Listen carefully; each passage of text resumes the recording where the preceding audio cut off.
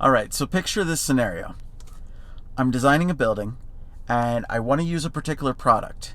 But then when I'm reviewing the building code, I realize that that product would actually make the building more expensive than if I use a less desirable system.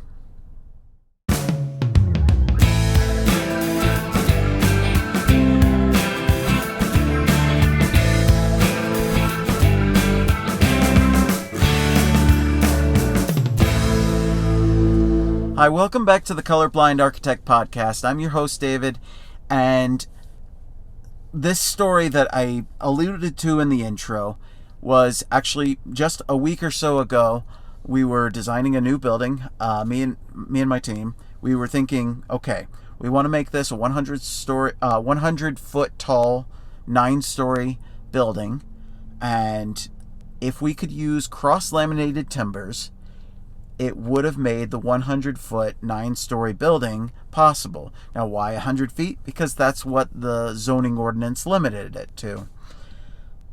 Why did we end up backing off? Because when I reviewed the code, the state which I live in, Utah, has an actual amendment that requires a fire protection covering over the cross-laminated timbers, just like steel does.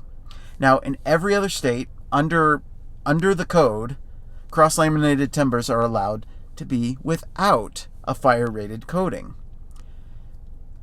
And it got me thinking, outside of being really mad that I couldn't use cross-laminated timbers, because if you've ever seen a building, some of these high-rises, especially up in British Columbia, some of these high-rises that they've designed and built skyscrapers out of cross-laminated timbers. I mean, these are wooden skyscrapers, and you might be thinking, wait, I thought wood burns. Yes, wood does burn.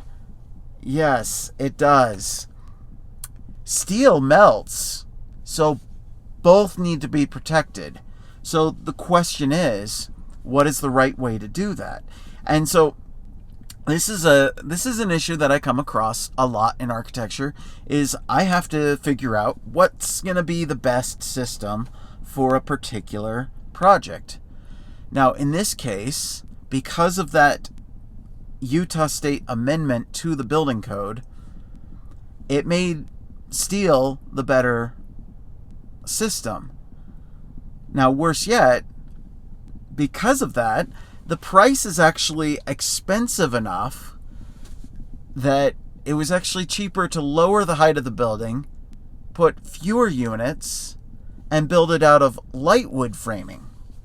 Now, you might be wondering, okay, what's light wood framing? Okay, so you know 2x4 studs, right? You know what the typical American house is built out of. So the 2x4 studs, if you you can build up to a 5-story building under the building code, and it just means it needs to be fire sprinkled, of course, but you can do that. Now, you can't go more than 5 stories. And in this case, had we been able to go to cross-laminated timbers without the fire protected coatings, then we would have been able to build it the 9 stories instead of 7 stories. So when I say 7 stories, the wood frame would be on top of concrete. The cross-laminated timbers we would have been able to build all the way up, all 9 stories out of the cross-laminated timbers. So it actually would have saved us money. But instead, we end up having to build 2 stories of concrete and then 5 stories of wood, because it's actually cheaper and more profitable for us to build that with fewer units than it would be to build the steel building or cross-laminated timber building with the fire-protected coatings at 9 stories or 100 feet. Now, you're probably thinking, Dave, you are talking like so boring here. Like, what the heck are you talking? Okay, just hear me out. As an architect, this is the kind of stuff that I have to deal with. I have to deal with these nitty-gritty little things in the building code. Now, why am I bringing this up? Because you might be wondering, well, isn't the building code the building code? Yeah, well, sort of. Okay, so the building code started over 100 years ago. In fact, It actually dates back to the middle of the 1800s, and one of the first big drivers for the building code was the 1870 fire in Chicago that basically burned the whole entire city down. Essentially everything in Chicago had to be rebuilt from scratch. They built it out of light wood framing, or 2x4s, right? Well, so why did it burn through the whole entire city? Well, for one thing, they didn't have fire sprinklers. They didn't have fire hydrants.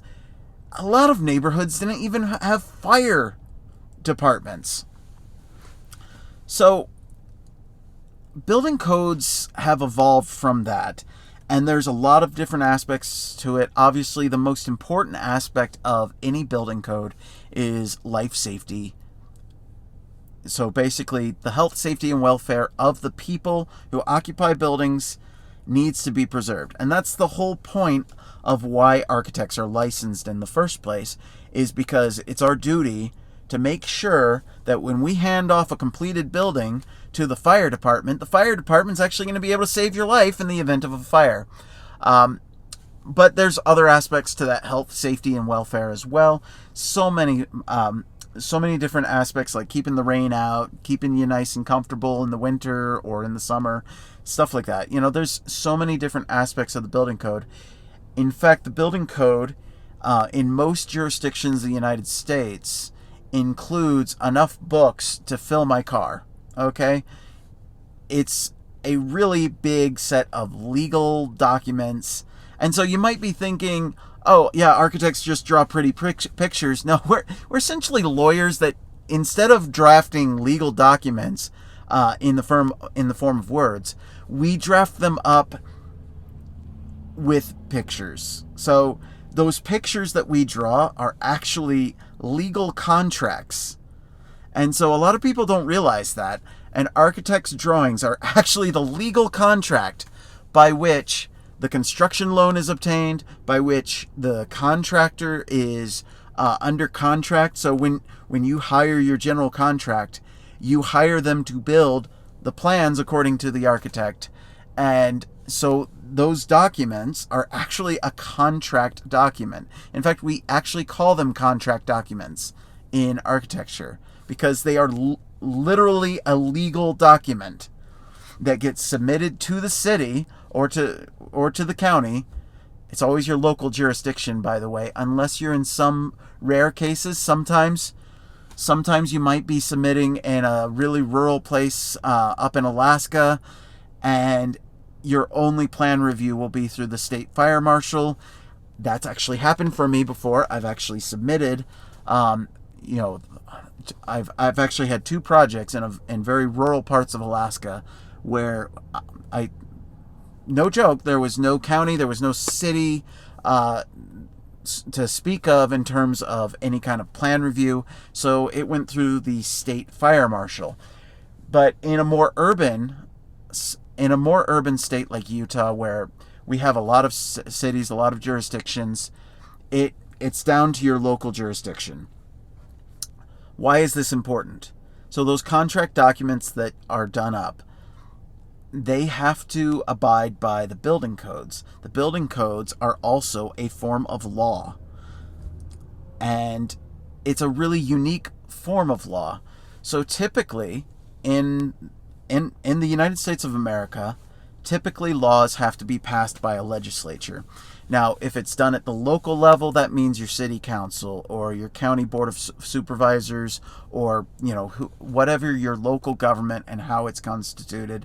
That's how your local laws are written, and it's done in a legislative process in a body of multiple people who have to vote on it, right? So that's your typical way of writing law. In the case of a state, you've got state legislatures, and in most states it's a bicameral legislature with a House and Senate, just like the federal government. And then, of course, in the federal government, same thing. You've got a House and a Senate, and they have to vote on the laws. So building codes, though, they are actually not written by a legislature. They're written by a private organization. Well, wait a second. then how's it law if it's written by a private organization? Okay, so hear me out. In the case of building codes in the United States, most of them are written by the International Code Council. The International Code Council was formed out of kind of a merger of various different regional code councils, such as the BOCA, and there was the Uniform Building Code. There was quite a few others. And essentially, in the 1990s, they all came together and they said, you know what, this is terrible. We've got different codes all over the country, and it's really hard to work across state lines. And there was a lot of corporate input on this because you had really big companies that were building buildings all across the country. And they were having to hire different architects in different states so that they can make sure that the building would comply. And a lot of times the cookie cutter plan that they'd have, like let's say it was Wendy's, and if Wendy's was building a bunch of restaurants across the country, they'd have to design it differently in different parts of the country based on what the building code was in that local area. And so there was a lot of corporate push for this, and so the International Code Council was essentially an attempt to create a national building code. Now, the building code in that situation, once they write it, then they push for adoption. Each state legislature has to adopt it statewide, and then each local jurisdiction has the right to further amend it, and each state can obviously amend it. So, for example, when a building code goes to a state house, the state legislature, they'll look at it, they'll review it with their committees. They'll even have special interest groups like Home Builders Association, fire sprinkler system industry specialists. You'll have fire departments chiming in. So there'll be a lot of different groups trying to get in there and influence the way that the building code gets written. Finally, once it becomes law, it's up to the local jurisdiction to enforce. And so, for example, your local city, they can say, well, hey, we don't like this particular section of the building code, so we're going to revise it. For example, there's a city just outside of Salt Lake City here in Utah where they didn't like that the building code allowed you to go up to 12,000 square feet on a particular building type before you needed to have a fire sprinkler system, so they revised it to say 6,000 square feet. It's their right to do, just so long as it's done through the proper legislative process with the city council. So that's what happened with the cross-laminated timbers. Here in Utah, for some reason, some industry special interest group, probably the fire sprinkler industry, maybe the steel industry, somebody put a little bug in the ear of some legislators in the committee when they're reviewing the building code, and they said, you know what? We need to make this safer. We need to make cross-laminated timbers safer, even though technically, without any fire protection, they're already fire rated because they're so thick of wood that even if they do catch on fire, it will take well more than the 4 hours minimum required, like maximum required on being able to egress the building before it actually does any severe structural damage, if it even stays on fire for that long, because you'll also have a fire sprinkler system, right? So there's a lot of science, a lot of building technology that goes into these things, a lot of studies that go through these things, and so it's a highly technical process, and it's not entirely all science, though. There is also politics involved. There's always politics involved in everything. So, for example, in the building code, there is a ton of references to automatic fire sprinkler systems. And fire sprinkler systems, most people just see them as those little things that hang down, that in the hotel they've got the little signs saying, do not put clothes hangers on the fire sprinkler. Because, for some reason, no matter how many times people put the signs up there in the hotels, there's other idiots that go in there, they're renting the hotel room for the night, And instead of using the coat hanger in the closet that's provided by the hotel, no, they hang their coat hanger with their clothes on the fire sprinkler head. And you're just like, okay, so that's why we have that stupid sign in the hotel. But anyways, the reason why the hotels don't want you to do that is because that sets off the fire sprinkler. Because it pulls on it, right? And it causes it to open up. Well, what happens when it opens? It sprays, it floods. And so actually the most expensive thing for any building owner in terms of disaster cleanup is not the fires. It's actually the flood caused by the fire sprinkler system in a fire or smoke event. Because even if it's just a smoke event or a fire event where there is literally very little damage to the building itself, the fire sprinkler will do way more damage than the fire ever does. But you could argue, as does the fire sprinkler industry, that, hey, we stopped the fire though. So there you go. I mean, that's the nature of it. That's the way building codes come to be. And why did I want to talk about this today? Well, largely because I think a lot of people don't realize how much of our lives are controlled by the local governments, how much of our lives are controlled by private organizations that are writing laws. Okay? Private organizations writing laws and then putting them through the state legislature and the state legislature passing them. We need to be wary of this. It's not to say that the International Code Council is necessarily bad. It's not to say that the fire sprinkler industry is bad. It's to say that we need to be wary of how these things come to be. And so one of the things that I have as a goal is I want to try to get more involved with, being a part of that, process. And so part of that is being well connected with my state legislators, make sure they know my opinions on these things, but also to get involved in industry groups, professional organizations, and talk about these things. Make sure that we're not pushing for things that we don't like, because a lot of people are probably wondering about, remember the light bulb thing? You know, how we switched from the incandescents to the little curly-Q compact fluorescents. Fortunately, we're kind of past the curly-Qs and we're to LED light bulbs now. But that was one of those things that kind of started out as an idea hatched by somebody in a code council. And again, these code councils are private organizations. So you kind of have to be a member to have any say in them. So your only chance as the public to actually affect the change on these things is to be involved at the state house level. Or be involved in your local city. Okay?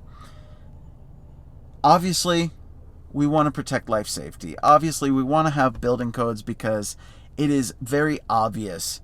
If you look at the data, if you look at the statistics, especially just the fire deaths per year. Okay, so when buildings burn down, you can actually see the graph, and you can see the numbers of deaths from 100 years ago, deaths by fire in a building, to today. It's dropped precipitously. We are so much safer in our buildings nowadays than we have ever been before, and in this case, the fire deaths are down below 1,000 per year in the entire country, which I know that still sounds like a lot, but considering that it used to be tens of thousands, usually somewhere in between 50 to 100,000 when you're talking about more than 50, 60 years ago, to today where there's less than 1,000 deaths per year by fire.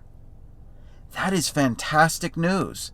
That is a big, big success. And it's something that we should be proud of as a country, that we've been able to really improve our buildings to that level. And that's where you should be involved. If you have any technical expertise, be involved. If you just care a lot about these issues, be involved. Help shape the future. Don't just complain about it on the internet. Don't do as I've seen some people do, where they just post memes on Instagram and they just act like that's going to be what actually creates change.